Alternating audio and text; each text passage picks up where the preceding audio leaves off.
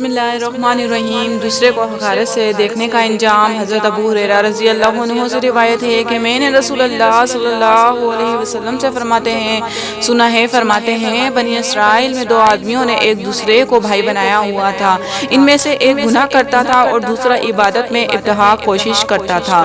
مجتہد دوسرے کو گناہ کرتے ہوئے دیکھتا تھا، اس لیے اس نے اس سے کہا گناہ سے باز آ جاؤ۔ اس نے کہا پھر میرا معاملہ کریم رب کے ساتھ ہے، کیا تو میرے اوپر نگراں اور رقیب بھیجا گیا ہے؟ اس مجتہد نے کہا اللہ کی قسم اللہ تعالیٰ تجھے معاف نہیں کرے گا، یا کہا اللہ تجھے جنت میں داخل نہیں کرے گا۔ اللہ تعالیٰ نے ان دونوں کی روحیں قبض کر لیں، وہ دونوں جہانوں کے پروردگار کے پاس جمع ہوئے۔ اللہ تعالیٰ نے فرمایا اے مجتہد، کیا تو میرے متعلق کامل علم و ادرک رکھنے والا ہے، یا کیا تو میرے ہاتھ میں موجود اختیار اور امر پر قادر تھا؟ اور اس گناہ گار سے فرمایا جا میری رحمت کے سبب جنت میں داخل ہو جا، اور دوسرے کے متعلق فرشتوں کو حکم دیا کہ اسے آگ کی طرف لے جاؤ۔ موت تو لا محالہ آنی ہے اور ایک ہی بار آنی ہے، لہٰذا عزیمت پر جان دینا اور گمراہی سے محفوظ رہنا بہرحال ہر ایک کے لیے اللہ کا فضل شامل حال ہونا بہرحال ضروری ہے۔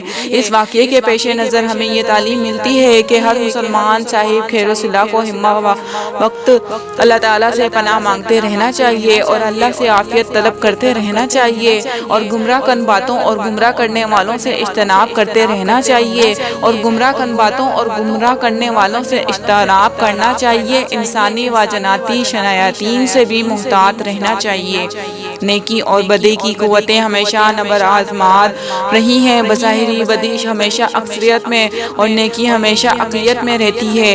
نیک لوگوں کی تعداد بروں کی نسبت ہمیشہ کم ہوتی ہے، لیکن نیکی اور بدی کی معتبر ہونے کا مدارکت و کثرت پر نہیں، اللہ جل شانہ کے حکم پر ہے۔ جس کام کو اللہ رب العزت نے بدی اور شر قرار دیا وہ ہمیشہ شر ہی رہے گا، خواہ کائنات کا ہر ذی نفس اس کا ارتکاب کرنے اور اسے اچھا سمجھنے لگا۔ اسی طرح نیکی وہ ہے جسے اللہ نے نیکی اور حسنہ قرار دیا، خواہ ساری دنیا نیکی کا مفہوم بدل ڈالے، لیکن اللہ کے نزدیک نیکی صرف ہی معتبر ہوگی جو اس کے حکم کے مطابق ہو۔ اس قصے میں اصحاب خیر و صلاح اور اہل احسانات کو یہ تعلیم ملتی ہے کہ انہیں اصحاب عزیمت بھی ہونا چاہیے اور برائی کے ماحول کے اثرات قبول نہ کرنے چاہیے، نہ برائی سے بچنے والے اس کی برائی کو پورے عزم و استقامت سے رد کرنے والے ہوں، تاکہ اہل شر پر ان کی عزیمت و استقامت کا رعب چھا جائے اور وہ ماحول سے متاثر ہونے والے نہ ہوں،